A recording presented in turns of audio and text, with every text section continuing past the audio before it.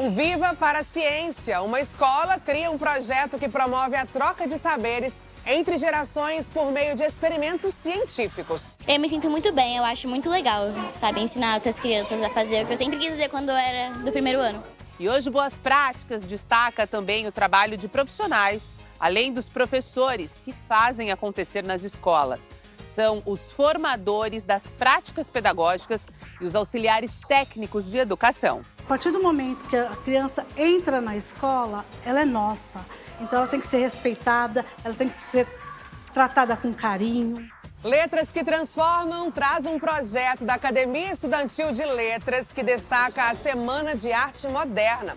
Inspirados nesse marco cultural, os estudantes brilham como protagonistas da literatura e ainda prestam uma bela homenagem a Maria Firmina dos Reis, a escritora e ativista conhecida por ser a primeira mulher negra do Brasil a publicar um romance. Nós entendemos, que para trazer não exatamente a existência, mas a representatividade dela de alguma forma, O Boas Práticas vem para inspirar e mostrar para você o melhor da educação. Eu tenho 64 anos, tenho 45 de profissão. O que me traz aqui são os professores, É claro que eu sempre coloco para eles que o nosso produto é o aluno. Cabe a mim, como formador, respeitar o meu professor, recebê-lo bem. um formador, especialista em educação. O profissional que planeja e acompanha as formações dos professores e transforma políticas educacionais em práticas pedagógicas. Hoje nós vamos ter a formação dos professores de educação física, do componente curricular de educação física. Nós vamos falar sobre a questão da competição. Ele é um multiplicador de conhecimento, fortalecendo o desenvolvimento profissional dos educadores e a qualidade da aprendizagem dos estudantes.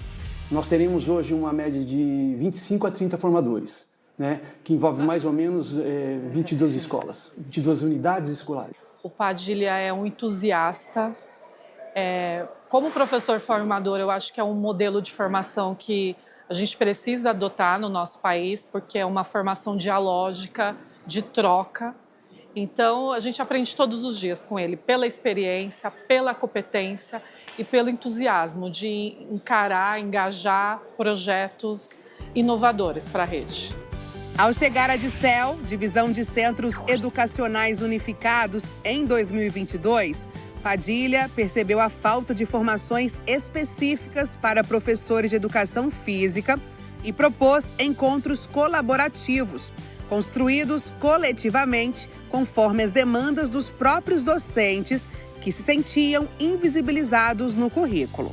O grande desafio foi fazer uma leitura dessa necessidade, do que efetivamente esse professor ele tem de bagagem e transportar isso para a formação. Ou seja, utilizar a própria ferramenta que ele tem como um mecanismo para poder gerar ali um conhecimento. A gente trabalha isso com o professor. Na escuta, no carinho, no receptivo, ele tem o conhecimento.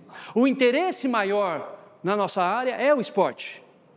Então, mas a gente tem outros eixos que a gente tem que trabalhar e tem que apresentar isso para a comunidade e para nós mesmos, para a gente fazer um entendimento de todo esse processo. Nós temos aí desenvolvimento motor, temos aí ações com jogos e brincadeiras. Então, eu acho que esse entendimento que nós temos que colocar hoje com relação ao esporte é tentar quebrar esse paradigma mesmo de que a educação física é esporte. Me conta o que a formação do Padilha te traz de aprendizagem. Eu acho que a aprendizagem principal que a gente tem aqui é sobre partilha, humanidade. Queria que você me dissesse qual que é o diferencial dele, ministrando aqui essa aula já há tanto tempo, se dedicando tempo também, sendo empático com os colegas. O diferencial dele é exatamente esse. Ele consegue nos tocar porque ele mobiliza tudo com muito amor, com muita dedicação. Eu acho que é um olhar, além de profissional mesmo, é um olhar humano. Não só com as crianças, mas conosco também. A credibilidade que ele dá no nosso trabalho, a importância que ele coloca nas nossas ações. Como que a gente pode trabalhar a equidade? Vamos lá, nós vamos fazer o ENERG, hoje nós vamos deliberar aqui o voleibol, no voleibol. Então nós temos um desafio muito grande de perceber esse entendimento. E aí eu jogo para vocês agora e gostaria de um retorno? O que é inclusão escolar? O que é inclusão da educação física? O que é a palavra inclusão? Professor Cosme, pode falar. Um dos desafios quando eu cheguei na escola ano passado é que tinha uma menina surda que queria jogar. Ou seja, e o voleibol, ele não é só visual, ele é auditivo. Os próprios alunos criaram uma forma de poder se comunicar com ela ao longo do jogo. Então, Cosme, eu acho que você colocou uma coisa muito importante, que é a questão do seguinte, é a questão dos alunos, né, criarem formas de comunicação com ela. Então, isso é uma aula. Isso é uma aula de inclusão, né, no meu entendimento. E vocês, o que vocês acham? Eu acho interessante, né, citarmos que a inclusão, ela é respeito à diversidade. Essa diversidade, ela pode ser ou uma pessoa com deficiência ou até mesmo pessoas que não tenham deficiência.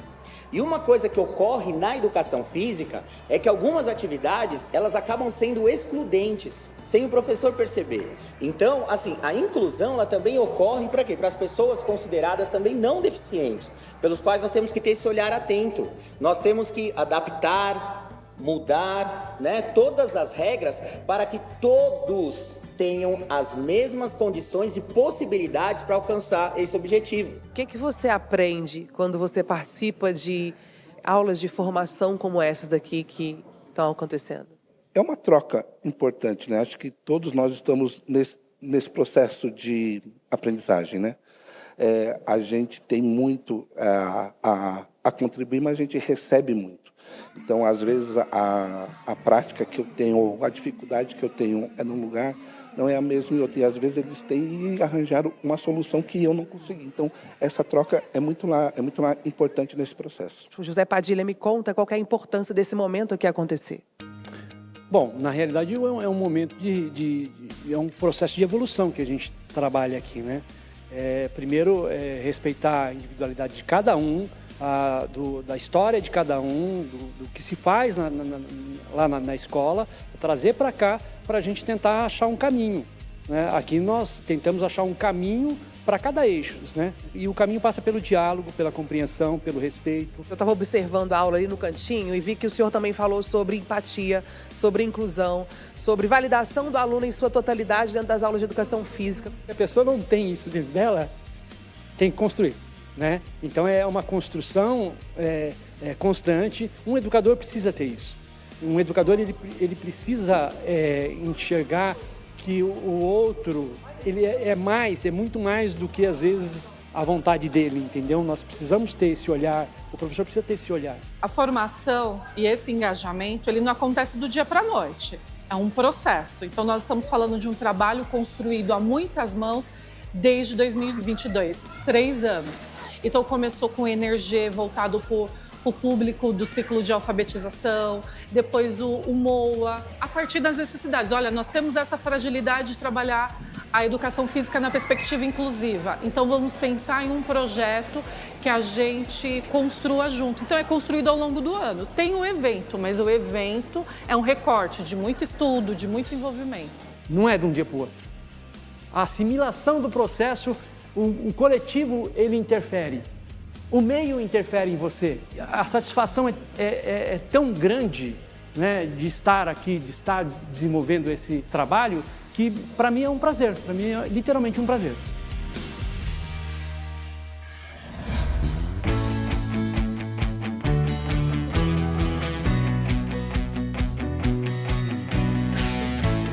Sabe aquele espaço que mistura carinho e aprendizado? Pois é, acontece aqui no refeitório. Hoje a gente vai conhecer a história da Vânia, auxiliar técnico de educação, que transformou esse refeitório num espaço de aprendizado e autonomia para os pequenos. Vânia, conhecida carinhosamente pelos alunos como Tia Vânia, ocupa o cargo de inspetora na EMEI e Holanda Bassi e há 9 anos coloca um tempero especial no prato das crianças. A partir do momento que a criança entra na escola, ela é nossa. Então, ela tem que ser respeitada, ela tem que ser tratada com carinho, né? Ela tem que ser ouvida também. Isso faz parte do nosso papel, né? Porque a gente precisa escutar, né? Ter essa facilidade de ouvir as nossas crianças. Ela já te ajudou a comer algo que você não gosta? Tia Vânia? O ovo. E ela te ajuda a fazer o quê? Comer tomate, comer verdura. E você gosta dela? Gosto. Por quê? Porque quando eu vim me mudar pra cá, assim eu não sabia de nada daqui. Aí eu coloquei um arroz, um feijão pra eu comer, né? E aí hoje é um dia de sorte. E agora você sabe tudo. Sim. Com o projeto Um Prato Cheio de Aprendizagem, o refeitório da EMEI foi transformado em um restaurante para os pequenos, com direito a cardápio e a self-service. Esse espaço é o espaço delas, onde elas podem comer, tem o tempo de comer, o tempo de interagir com os alunos das outras turmas. O cuidado diário com as crianças também aparece na montagem do cardápio do dia. O nosso almoço é por volta das 10h30 e também é a segunda refeição e a melhor, podemos dizer, porque as crianças amam muito. E hoje nós temos arroz, feijão, o ovo mexido, que é uma proteína. Sobremesa é a goiabada, né? Que não tem açúcar, é o próprio doce da fruta. Aqui também é importante a gente lembrar que tem as nossas crianças, vocês estão vendo, que são as crianças que têm algum tipo de alergia. Então, a gente tira a fotinho delas, deixa aqui marcado e deixa escrito qual tipo de alimento que elas têm alergia. Esse projeto, Um Prato Cheio de Aprendizagens, ele realmente precisa do quadro de apoio, já que os professores não estão com as crianças. E a Vânia, ela vai desde o início do ano mostrando para eles o cardápio, dizendo o que tem, vai mostrando os talheres, ela vai acompanhando. Eles vão evoluindo e a gente vai percebendo porque ela vai mostrando isso, da alimentação, do experimentar, do não jogar fora. Tá conseguindo comer? Isso, ó. Você abaixa assim, você faz assim, ó. Lembra que eu te ensinei? Aê, junta o arrozinho, leva o garfo na boca. Mastiga bem. Com arroz, feijão e uma pitada generosa de afeto, Vânia nos mostra na prática que o verdadeiro significado de servir está no cuidado. A gente percebeu que as nossas crianças, quando era o prato feito, elas não tinham autonomia e elas também não tinham essa autonomia respeitada, né? De escolher o que comer. E quando veio o autosserviço, não. Deu a elas a oportunidade de escolha, de ser respeitada, de ter um ambiente acolhedor. O que ela faz? Ela só me ajuda a colocar uns legumes, um tomatinho.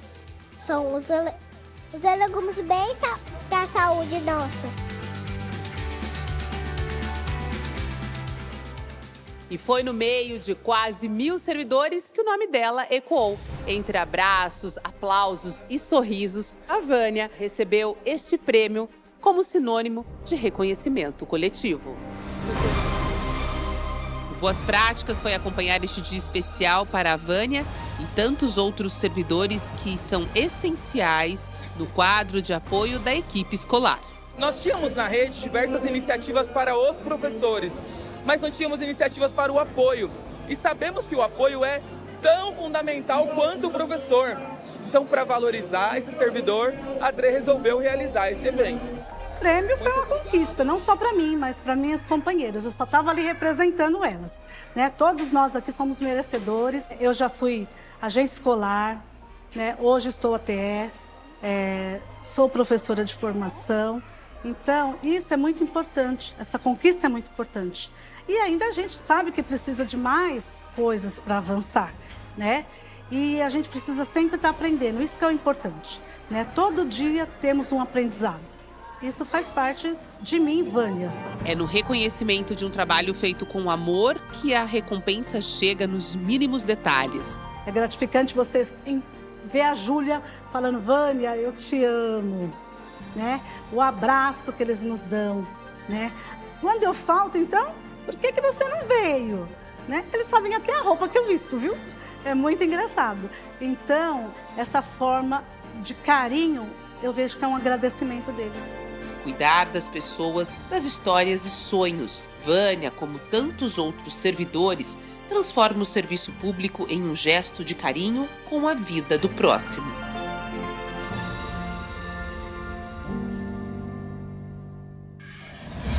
E tem mais boas práticas daqui a pouco. O objetivo do concurso foi levar a reflexão sobre as emergências climáticas e seus impactos para as escolas. E você vai ver também. É uma oportunidade de mostrar os vários campos, as várias atuações possíveis com a arte. É depois do intervalo.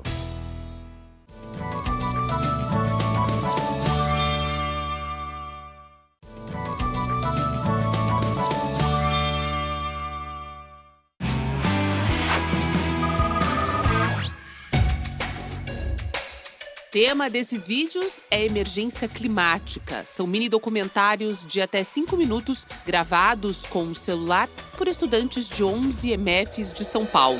Ainda há tempo para mudar. Cada atitude conta. Economizar água, reduzir o plástico, separar o lixo. Todos trabalhos produzidos para o primeiro concurso de documentários promovido pela Diretoria Regional de Educação Capela do Socorro. O objetivo do concurso foi levar a reflexão sobre as emergências climáticas e seus impactos para as escolas. E aliado ao audiovisual, o vídeo ele se multiplica. Então, quando a criança, o adolescente, ele vai fazer um vídeo, o pai quer ver, a mãe quer ver, a tia quer ver. Então, o tema é importante ser tratado. Os problemas ambientais têm afetado a minha vida em relação ao clima, né? Os documentários precisam incluir entrevistas com a comunidade, abordando temas como insegurança alimentar, racismo ambiental e sustentabilidade.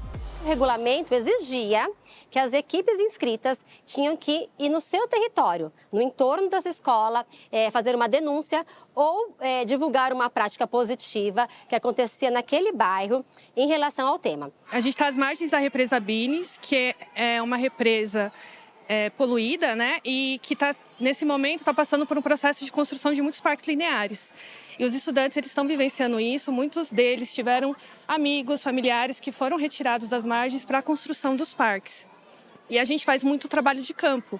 E um desses trabalhos de campo surgiu uma pergunta para eles: o que são esses parques lineares? Então a gente resolveu investigar isso. O júri, composto por 5 especialistas das áreas técnicas e ambiental, garantiu uma avaliação ampla dos documentários. A pesquisadora Raquel Hidalgo ficou responsável pela análise técnica, avaliando o uso dos recursos audiovisuais pelos estudantes. A partir da formação audiovisual que eu ministrei junto aos professores e professoras da ADRE Capela do Socorro, eu falei muitas coisas com eles sobre desenvolvimento de filme, de roteiro, sobre escrever com imagens, né? Informar através de imagens, contar histórias.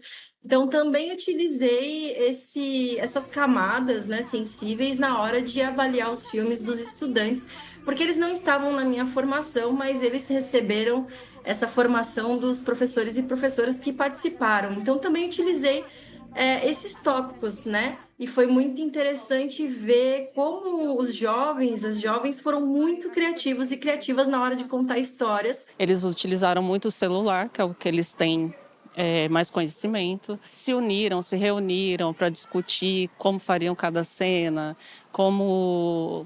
quem iriam entrevistar. Então, eles escolheram uma professora que é muito ativa na comunidade e eles foram unindo essas cenas no vídeo como se fossem uma parte, um início, meio e fim, explicando, então, como a comunidade sofre, como acontece ajuda e, no final, o que a gente pode fazer, cada um, né, no seu pouquinho, como resolve isso, como ajuda a resolver isso. Meu nome é Alberto Sena, sou do Imprensa Jovem e hoje nós estamos aqui para falar sobre um assunto muito importante, mudanças climáticas. Mobiliza uma escola inteira.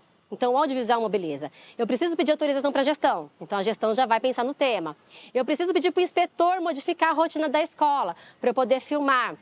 Eu preciso entrevistar um morador. Eu vou sair da escola. Eu vou pedir autorização para os pais. Então, todo mundo começa a ficar envolvido no mesmo tema, refletindo e pensando. Como é que eu posso, neste momento, fazer algo para mudar essa situação no meu território? As equipes que conquistaram os 3 primeiros lugares foram premiadas com uma visita aos estúdios da TV Cultura. Hoje, um dia especial aqui na TV Cultura, dia de visitas especiais. Você imaginava que esse documentário te traria a um momento tão importante como esse, de conhecer a TV Cultura? Não, pra mim isso aí é uma realização de um sonho de infância mesmo, porque eu via na TV e ficava assim, quero conhecer um dia, né, gente? Aí eu chego aqui, fico muito feliz e é isso. Quantos anos vocês tinham quando vocês assistiam Cocoricó? 7.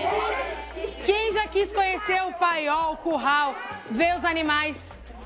Pode abrir os olhos. Olha!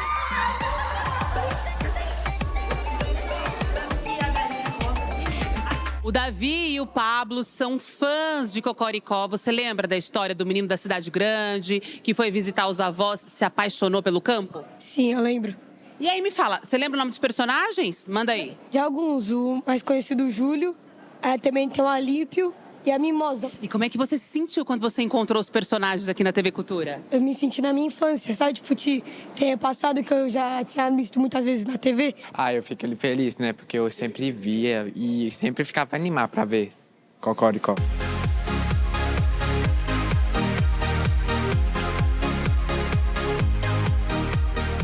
Aqui é o estúdio. O que você achou? Ai, é muito legal, parece que a gente está sonhando. É uma coisa inexplicável a sensação de estar aqui. Então, no momento da apresentação de um telejornal, dá a impressão que os apresentadores decoraram um monte de texto, né? Mas, na verdade, eles estão lendo o TP. Boa tarde. Está no ar o programa Boas Práticas Escolares. Palmas!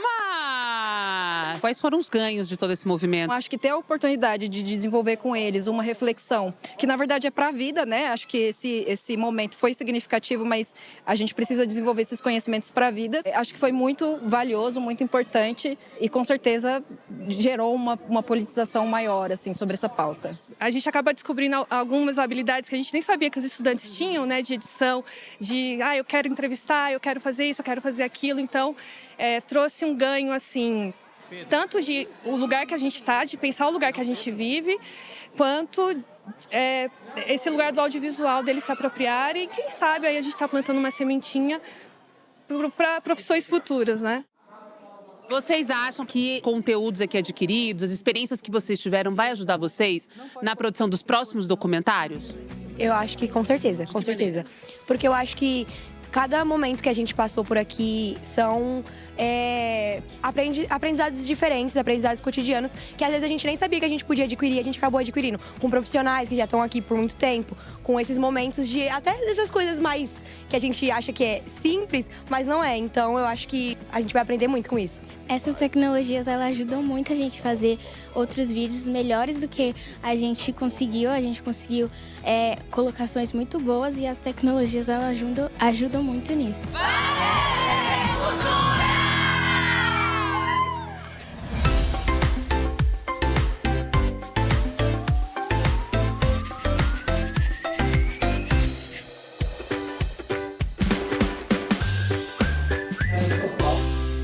Celebrar um evento como esse é ter certeza absoluta que a arte é para todos. Para mim, a literatura é um tesouro, né? A arte não é só teatro, a arte não é só desenho, tem várias outras coisas. Tem música, tem dança, tem cinema.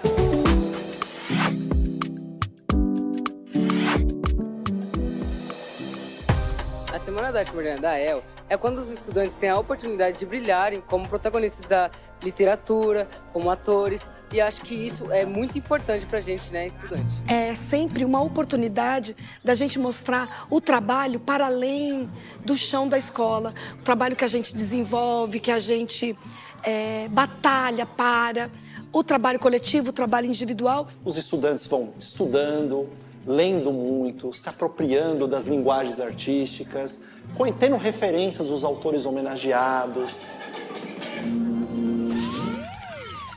A Semana de Arte Moderna de 22 acaba sendo uma referência porque foi um marco na cultura do nosso país, um encontro de intelectuais, artistas, escritores no Teatro Municipal de São Paulo, discutindo a estética, né? A importância da arte, a importância das diversas linguagens. Tivemos inúmeros intelectuais de São Paulo, né? Paulistas como Oswald de Andrade, Mário de Andrade, Di Cavalcante, Tarsila do Amaral, Anita Malfatti. A gente encontrou jovens artistas que queriam inovar, E acho que isso tem um paralelo muito grande com o que os estudantes apresentam no projeto, né? Uma geração nova vindo, né? Uma juventude trazendo a sua linguagem, a sua identidade, a sua autoria. Então isso nos inspira muito. Gente, ó, eu tô muito feliz de a gente estar aqui. Todo mundo fez o seu melhor, nós nos dedicamos várias semanas nesse trabalho e eu tenho certeza que vocês vão ser incríveis, tá bom? A gente sabe o que a gente tem que fazer, nós não somos profissionais, mas somos incríveis. Eu tô bem nervoso porque não é a primeira vez que eu me apresento, mas é a primeira vez que eu me apresento aqui também. Eu estou tranquila, mas dá uma certa ansiedade, tipo aquelas borboletas na barriga. A preparação para a apresentação foi algo que, foi legal de fazer. O figurino, cada um proporcionou o seu, porque a gente pegou coisas que tem em casa e tal. E a professora pegou algumas coisas para ela, para usar, por exemplo, o lenço, os vestidos de outras pessoas. Minha preparação foi ensaiar muito, estudar para entender sobre o texto, para não esquecer ali as falas, né? É um momento muito importante, porque é um momento de a gente basicamente apontar os nossos resultados, mostrar o produto final, né, daquilo que a gente vai desenvolvendo com os estudantes durante todo esse processo, durante todo o ano. O preço da liberdade é a eterna vigilância. O futuro de Deus, da pátria, da família repousa na juventude, tá ok? É uma oportunidade da gente mostrar o que a gente vem fazendo, em todos os aspectos, não só na arte. Não tem como fazer um espetáculo desse sem trabalhar a língua portuguesa, não tem como fazer um espetáculo desse sem trabalhar a história. Nós escolhemos a autora Maria Firmina dos Reis, uma autora que nasceu há mais de 200 anos atrás, que a sua obra é do século XIX e que por muito tempo ela nem era conhecida. Então nós entendemos, né, que para trazer não exatamente a existência, mas a representatividade dela de alguma forma, né? Já que ela teve aí a história basicamente apagada nesse processo literário. Eu aprendi que com a Maria Firmina não tem tempo fácil, não tem tempo difícil, porque mesmo ela sendo uma escravizada, ela escreveu seu próprio livro e denunciou pela literatura, que não é algo fácil, ainda mais para as mulheres, e ainda mais ela sendo negra, né? Eu fui a primeira romantista brasileira, mulher, negra, nordestina e professora. Escrevi um livro chamado Úrsula, em 1859. Ela era uma grande abolicionista, uma pessoa que lutou muito pela libertação dos homens e mulheres negras. Maria Firmina é presença, sua voz ecoa resistência e liberdade. Então, é uma oportunidade de dar vez, voz, autoria, a criatividade, a inovação e a construção coletiva. Os professores, eles conseguem, no Projeto AEL e nesses momentos de criação artística, trazerem elementos do que foi pesquisado e trabalhado ao longo do ano, um trabalho de experimentação, de ver estéticas que às vezes numa aula regular não são possíveis trabalhar. Para conhecer todos os destinos, eu quero conhecer o desespero de um ator quando ele treme diante do público porque esquece o texto. Plínio Marcos é uma pessoa que nem eu, que nem você, que nem os meninos. É um cara que nasce na periferia de Santos e começou com um circo, que tem tudo a ver com o espetáculo. Com os textos do Plínio Marcos, é possível de montar numa AEL para a juventude. Contudo, ele sabe a importância do palco. Ele teve vários subempregos, então ele sabe do que ele está falando e ele se encantou com a arte. Eu espero que elas realmente entendam o sentido que a gente quer trazer. Entendam não só como uma peça de comédia, mas um sentido da realmente a exploração do homem pelo homem. A crítica ao capitalismo é sobre isso que fala a peça. Atenção, senhoras e senhores! Vai começar o maior espetáculo da Terra! Ele foi um autor muito censurado na ditadura. Ele falava realmente sem medo. Pega ladrão! Maldito ladrão! Precisamos fazer justiça! É um cara que vivia a vida de quem está à margem, de quem é excluído, de quem é achatado todos os dias pelo sistema. Porém, se esse povo só tem fome, não se rebela. Hoje, ela pegou o chapéu e saiu por aí. Diz que não quer ficar em casa dependendo de homem, quer ganhar o seu próprio sustento. O encontro de várias delas, para mim, significa uma coisa muito boa, porque muita gente prestou artes de diretores, editores muito diferentes da nossa e tal, então eu consigo compreender várias coisas, assim. Eu posso levar isso para frente e talvez até continuar trabalhando com isso e poder reconhecer o trabalho de outras pessoas. Eu acho que o nosso propósito é espalhar a arte de forma diferente. É espalhar cada um com um nicho diferente. Teatro não tá aqui para apresentar respostas, tá aqui para fazer perguntas. É meio lugar comum, mas é isso. A gente tem que sair daqui cheio de perguntas. Celebrar um evento como esse é mostrar, sim, para os estudantes que a arte é acessível. E, inclusive, eles podem ser parte dessa arte, né? A gente, às vezes, acredita que a arte está só numa galeria onde pessoas da elite frequentam, mas a arte está em todo lugar. Isso é um tópico. Utopia. Lugares para viver algo, oferecer felicidade e harmonia entre os indivíduos. É uma oportunidade de mostrar os vários campos, as várias atuações possíveis com a arte. A potência e também a falência. A discussão e o protesto. O viva, os aplausos e a inconstância. Quem não gostou, passe no RH imediatamente.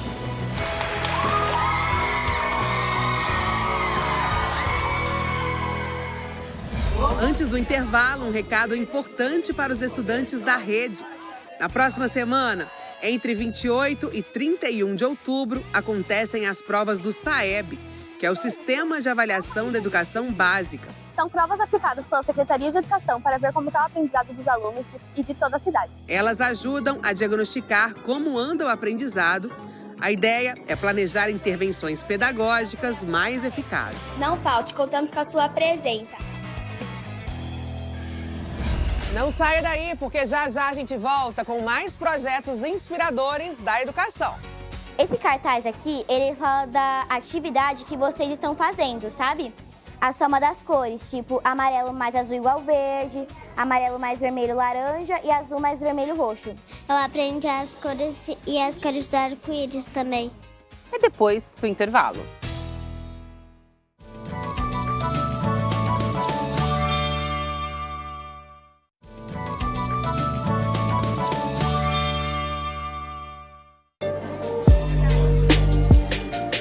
Viva a Ciência! A ciência que também é assunto na escola.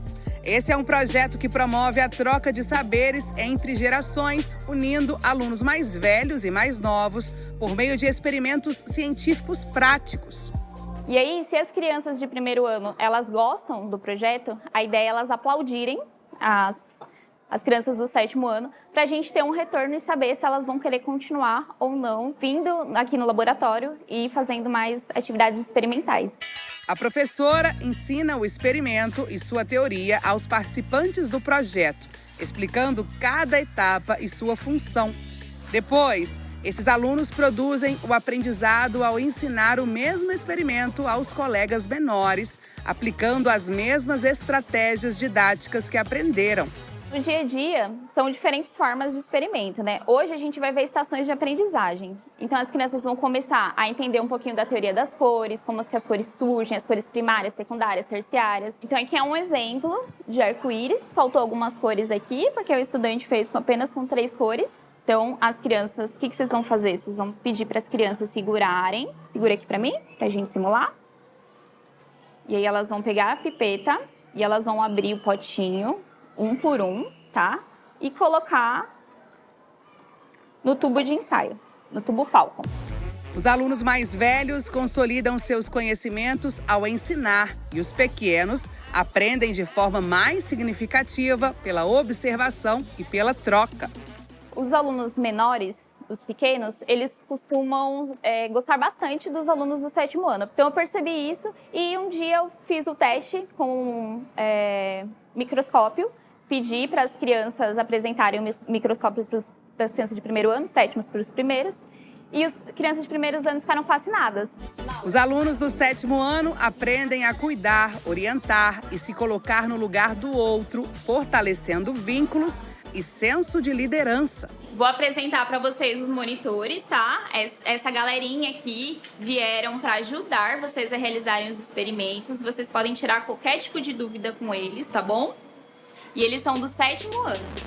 Uma aprendizagem significativa onde o contato com o concreto e o lúdico torna o conhecimento científico mais acessível, divertido e duradouro para todos. Nessa primeira estação, a gente vai fazer os corantes. Então, vocês vão pegar um papel e vão pintar o papel e colocar na água. Entenderam? Aí aqui, vocês vão pegar o corante e vão colocar açúcar. Tá bom? Pra, por fim, aqui, vocês construírem o arco-íris. Entenderam? Aí aqui vai estar todos os monitores pra ajudar vocês a fazer o experimento. Eu me sinto muito bem, eu acho muito legal, sabe, ensinar outras crianças a fazer o que eu sempre quis fazer quando eu era do primeiro ano. Nunca teve isso nas minhas escolas antigas. Qual que é a importância disso? Eu acho importante porque tanto nós, do 7º ano, quanto os do primeiro ano, aprendem bastante fazendo isso. A gente ensinando e eles aprendendo. E é muito legal sair um pouco da rotina, tipo, vir pra escola não pra estudar, mas sim pra ensinar eles a fazer uma coisa diferente, sabe? A importância do protagonismo das crianças, dos estudantes, nesse projeto, que são aplausos científicos, é trazer a apropriação dele para a própria construção do conhecimento, né? Quando ele se apropria, quando ele tem esse protagonismo, ele se vê participante da própria construção da aprendizagem, isso transforma. Os estudantes do primeiro ano se sentem motivados ao verem colegas mais velhos experimentando e explicando fenômenos, despertando o interesse pela ciência. Melissa, me conta o que você estava fazendo aqui sentada nessa mesa? Eu estava pintando papel para depois colocar água do potinho, aí depois vai ficar a cor. E você sabia que era possível criar tinta a partir desse processo aí? Eu tô sabendo agora. E me conta uma coisa, quais que foram os materiais que você usou para poder fazer esse experimento? Eu usei um papel, água, um potinho e o cama, a cor. Esse cartaz aqui, ele fala da atividade que vocês estão fazendo, sabe? A soma das cores, tipo amarelo mais azul igual verde, amarelo mais vermelho laranja e azul mais vermelho roxo. Lavínia, o que você tá fazendo aí? Eu tô pintando papel. E tá pintando papel de que cor mesmo? Vermelho. E o que você vai fazer depois com esse papel vermelho? Depois eu vou pegar isso e vou pegar água. Aí eu pego esse potinho pra colocar água aqui. E o que você aprendeu fazendo esse tipo de experimento aqui com os colegas e com os estudantes do 7º ano? Eu aprendi as cores e as cores do arco-íris também. Que eu aprendi que a gente tem que ter mais paciência, mais resiliência. Eu acho que é resiliência o nome, quando tem que ter mais calma com eles, que eles aprendem no tempo deles. Tem que ter muita paciência, que às vezes eles erram umas partes, como a professora ensinou pra gente. Tem que ter empatia. O que é isso aí? O que você estava fazendo aqui nessa estação? Eu tava fazendo um experimento. Qual que é esse experimento? Me explica. A gente pegou um papel, pegou essas canetinhas, pegou açúcar, botou aqui e mexeu e pronto. Bom, então agora eu vou querer saber, Caio, de você aí, se esse experimento deu certo. Deu certo? Deu certo. Parece que deu certo, as cores não se misturaram e é isso, né, gente? Por aqui teve muito aprendizado, troca de saberes entre primeiro e 7º ano. As cores se misturaram, eles aprenderam bastante. E claro que não pode faltar os aplausos, né? Cadê os aplausos científicos?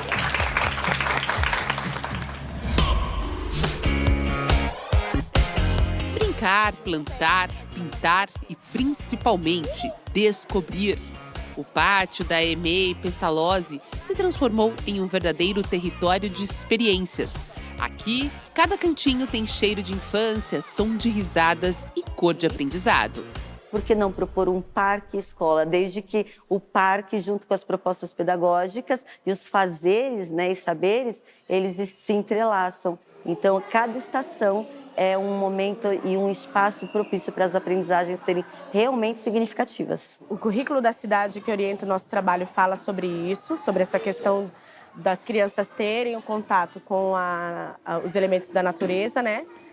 E a gente trouxe para dentro da escola, já que a gente tem um espaço legal e a gente tem condições de fazer isso, então a gente preparou com um olhar mais apurado essa questão do trabalho em cima da alimentação, né? As estações de aprendizagem são espaços pensados para as crianças explorarem o mundo com as próprias mãos.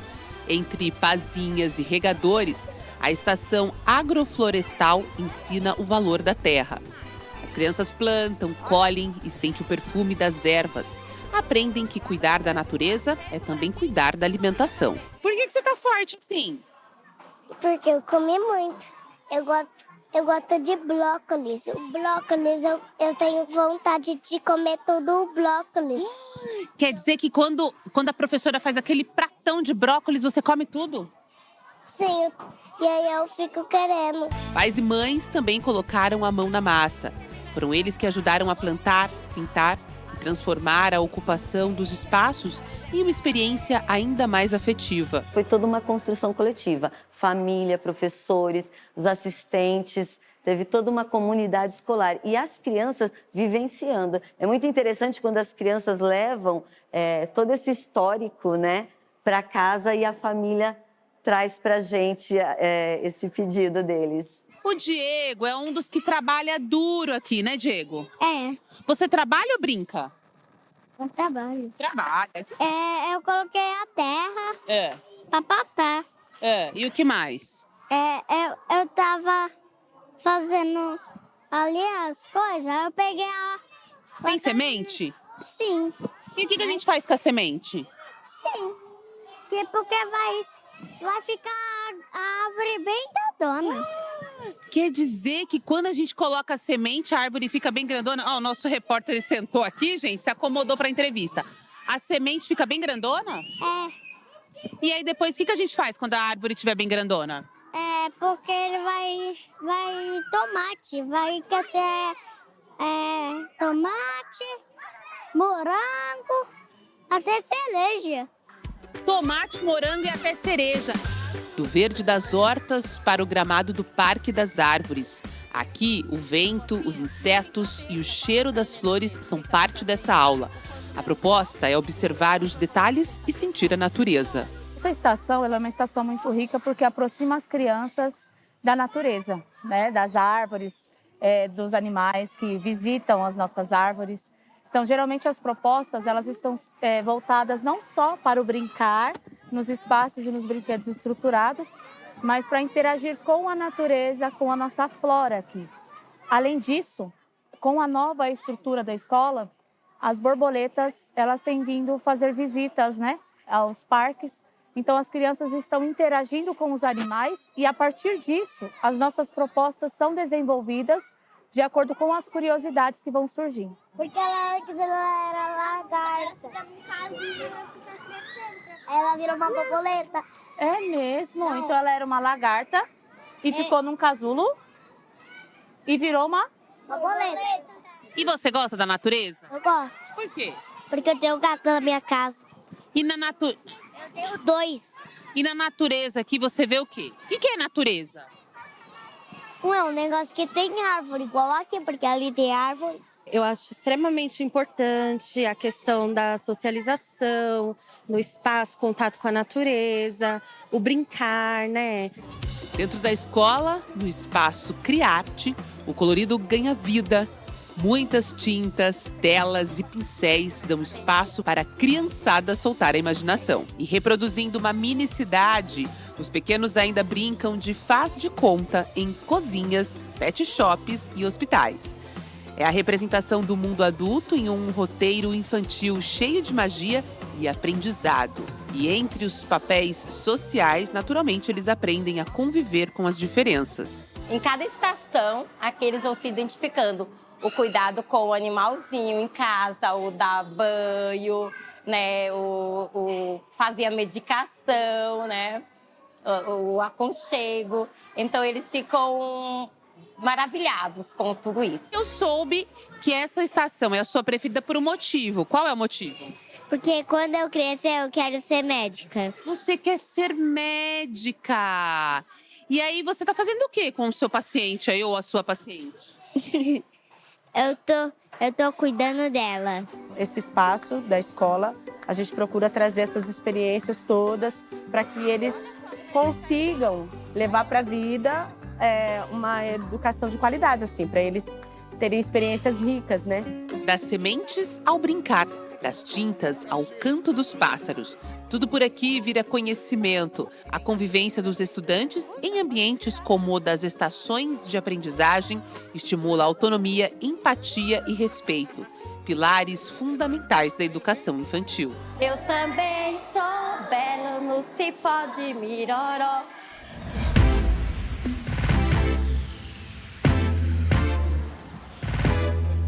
Em um tempo em que a sala de aula disputa a atenção com as telas e as redes sociais, é um grande desafio para os professores encontrarem novas formas de despertar o interesse dos estudantes. Mas, nessa escola na Zona Leste de São Paulo, a matéria ganhou um aliado curioso. Como professor de matemática, eu vejo a falta de interesse de alguns alunos, até por falta de conhecer um pouco mais a matemática, porque eu acho a matemática linda. Então, a gente precisa buscar maneiras de tornar a matemática mais interessante. E os jovens são ligados em tecnologia.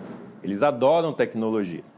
Então, a ideia era juntar a tecnologia com a matemática. Então, quando a gente pensa em aliar esses conteúdos, esses tipos de conhecimentos, a gente consegue contextualizar melhor e as crianças têm aprendizagem com mais significado, né? Mais significativa. Que é bom, né? Para hoje em dia, né? Aprender essas coisas que vai, evoluindo, mas que a matemática não é uma coisa inútil, é uma coisa que você vai aprendendo e levando para a vida. Luizinha acendeu e está funcionando. E aqui ele vai medir a temperatura, já está medindo, ó, 22 graus. O desafio é construir uma mini estação meteorológica. A proposta é simples e inovadora. Criar ferramentas para medir a temperatura e a umidade em diferentes espaços da escola. O objetivo é transformar cálculos em descobertas reais sobre o clima e o planeta. A ideia de linkar o clima, pensando também na COP30, e também pela temperatura que temos passado aqui na cidade de São Paulo. A gente tem passado por um inverno um pouco mais rigoroso, diferente do ano passado. E fazendo essas medições por ambiente também é interessante que eles veem a diferença da temperatura no ambiente fechado e a temperatura no ambiente aberto, como a quadra, como o estacionamento também, e o pátio. Com essa plaquinha nós conseguimos fazer várias coisas. Dentre elas, a gente pode montar um dado, montar questão de música também, só que a gente vai usar ela para quê? Para ser um leitor de temperatura. A atividade faz parte da disciplina Fortalecimento de Matemática, que acontece no contraturno escolar. A gente direciona as crianças que estão com o índice de aprendizagens fora do esperado e a proposta é a gente fazer atividades que são diferentes ou mais significativas do que as que acontecem no turno corrente da matrícula das crianças. Mas agora, como eu estou no fortalecimento, vem me ajudando bem mais, eu já tenho bem menos dificuldade do que eu tinha para aprender as matérias de matemática. Mas não são só os números que aparecem por aqui. Os estudantes também aprendem sobre programação, robótica, geografia e conscientização ambiental. Tudo de forma prática e colaborativa. Então a gente vai programar o microbit para fazer aquela mini estação meteorológica. Vamos medir as temperaturas dos espaços e depois a gente vai fazer alguns cálculos de matemática de acordo com esses dados que a gente vai coletar, tá bom? Na sala de informática, a tecnologia aparece através do microbit, um pequeno dispositivo usado para programar e coletar dados. Os jovens aprendem a utilizar o equipamento que vai se transformar em um sensor capaz de registrar a temperatura, a umidade e o índice de calor. Quando a gente traz um material que não é corrente do cotidiano das crianças, já cria uma curiosidade que já começa a aula de uma forma diferente, né? Eles já têm a curiosidade no material em si. Então, o kit ele traz repertório para o professor nas práticas pedagógicas e vai aumentando assim a adesão das crianças no processo de aprendizagem. Porque se não tivesse a matemática e a língua portuguesa, as pessoas seriam brutas, vamos dizer. Todas as disciplinas são importantes e estão inseridas também em contextos sociais dos quais a gente nem imagina, né? Sim. Então agora a gente vai lá fora para poder medir a temperatura e a umidade dos ambientes da escola. Bora lá? Bora. Nossa, eu vou amar fazer isso. Assim, aos poucos, os que apresentavam alguma dificuldade com os números vão se transformando em pequenos cientistas. Eles percorrem os corredores, o pátio e exploram os ambientes para medir as variações do clima. a cada espaço uma anotação. A gente acabou de anotar lá de cima da sala, né? A gente anotou a temperatura e a umidade da sala onde começou o projeto. E agora a gente anotou a temperatura e a umidade aqui do pátio. E não é que na quadra o resultado foi diferente? Os números revelaram a relação entre calor e umidade, ou seja, que quanto mais o sol batia, mais a umidade caía. Um exercício que conecta a matemática com a realidade das mudanças climáticas. Qual é a maior temperatura e qual é a menor? De volta à sala de aula, os dados viram contas no papel e tudo ganha mais significado concreto. Com os kits pedagógicos de tecnologia e muita criatividade, a escola mostra que aprender pode ser leve e conectado ao mundo real. Que a matemática pode ajudar a entender o planeta e que os estudantes podem se preparar para transformá-lo. É quebrar aquele paradigma que a gente tem de que matemática, para que a gente aprende matemática, né? Como que a gente aprende matemática e onde que a gente vai usar. Então, quando as crianças têm essas vivências que são mais práticas, eles conseguem visualizar o espaço que tem a matemática do nosso cotidiano. Então, fatalmente, eles vão conseguindo enxergar a matemática em todas as coisas e isso facilita o processo de aprendizagem. A tecnologia conseguiu trazer um engajamento maior de todos eles e esse engajamento conseguiu engajar ainda mais a matemática, a geografia, o interesse deles pelas outras matérias. Muito bom. Objetivo cumprido, né? Cumprido. Para rever reportagens inspiradoras como essa aqui do Boas Práticas, acesse educação.sme.prefeitura.sp.gov.br/educateca e também o youtube.com/TV Cultura. Lá você encontra uma coletânea de projetos que valorizam as ações pedagógicas.